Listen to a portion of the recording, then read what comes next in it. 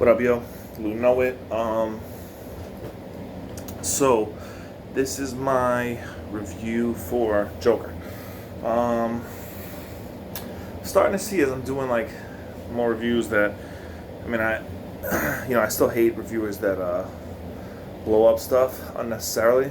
But I see how it can be hard to discuss certain thoughts of the movie without getting into specifics. So anyway. Joker, I loved it. I thought it was, it's hard to compare it to other comic movies because really it's pretty different. It's not really like a comic movie. But it's if you put it in that category, it's I would say it's one of the best. And obviously, one of the things I was thinking about, other people thinking about, talking about was comparing it to Heath Ledger, and honestly, he equaled him in terms of like portraying the craziness of Joker. Like, I don't know, there was it was really good. His performance was really good, and you really believed he was crazy. But it was like this. There was also like an aspect of it like where you weren't quite sure exactly how crazy or like exactly how aware.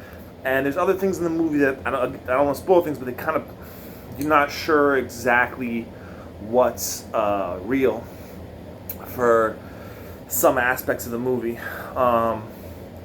in the sense that they kind of give you glimpses into sort of his imagination, and then it's they toy with that. So it's those aspects are done really well. He just killed it. And the movie's all him. The movie's all about him, and he kills it. And now it's a hard R, but it's not.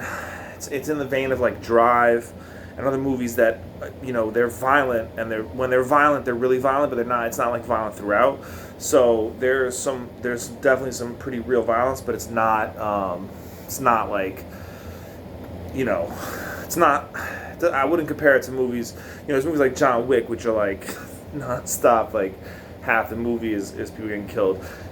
So there's and that's the extreme end of the spectrum. But there's a lot of movies where there's more consistent violence. But this violence is definitely, up there in terms of how graphic it is when they do show it.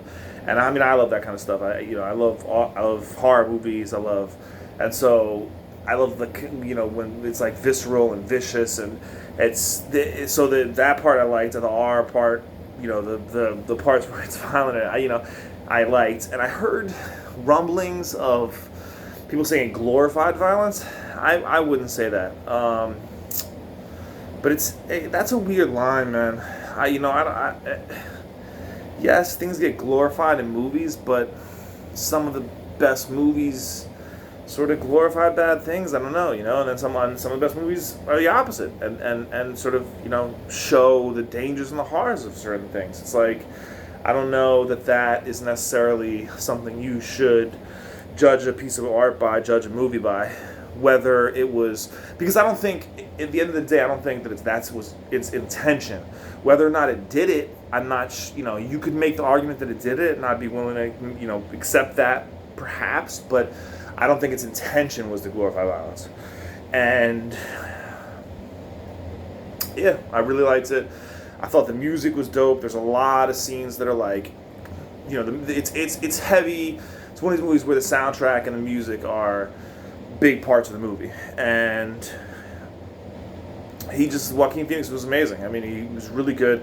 There's these like dance things that he does that are just, I don't know if whose idea it was, how it was developed. I've heard him talking about one of them was sort of his idea, but then he also had a choreographer, so clearly it was like a plan. But I don't know if it was expanded because of him and his abilities. Because he's not, wasn't like amazing ballroom or whatever like some sort of intricate. But it was like it was he did it well, and that was another aspect of the movie I liked, and his character and his performance, and it kept it throughout.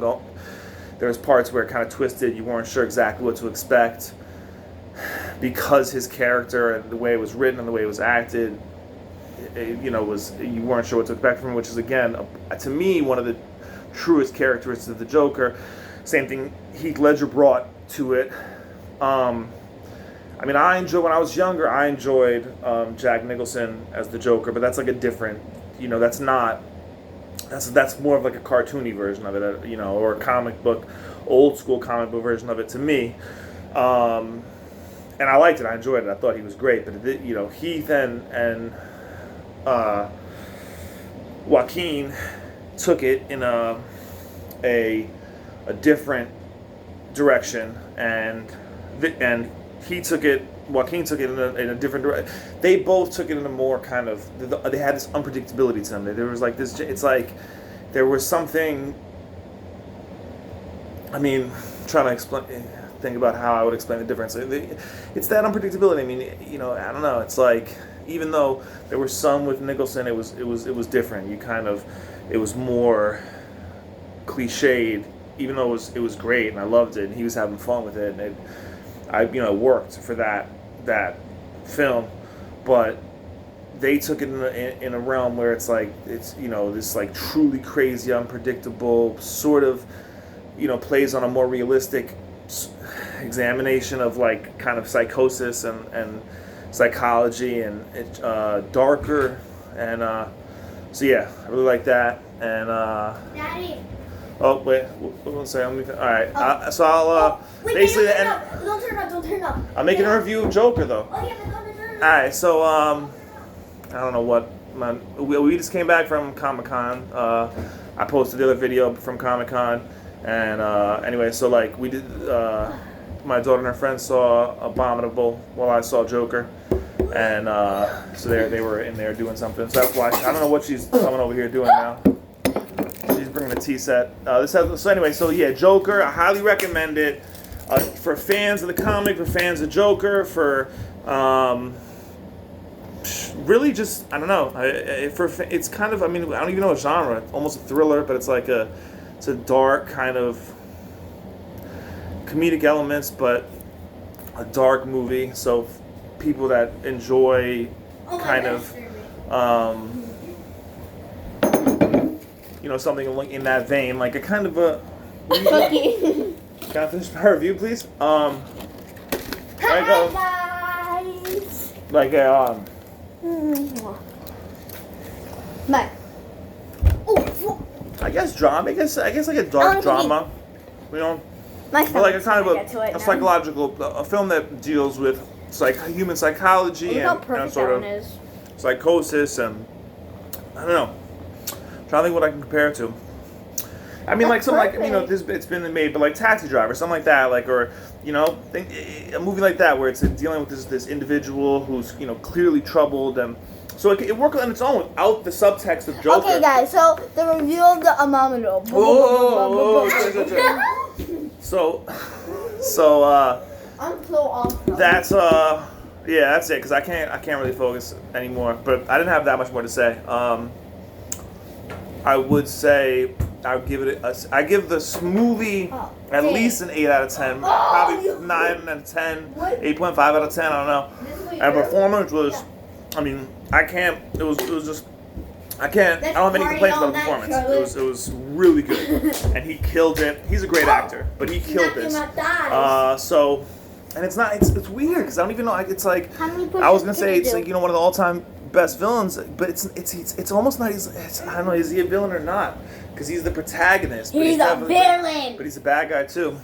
And some people that might not kind of like the way they tied it in with Wayne's and Thomas Wayne and everything. I like that aspect. I like the way they did it. I like the way they tied it in with the world of Gotham and Arkham and Batman. So yeah, that's basically it. It was really good. And go see it. And yeah, that's it. Wait. Boom. Wait. Who know it? Review of Abominable. Now, it's a really good movie, and you should really like it. Watch it. Bye. Yeah, okay. I mean, that's, there's a bonus short review of Abominable for my daughter. All right.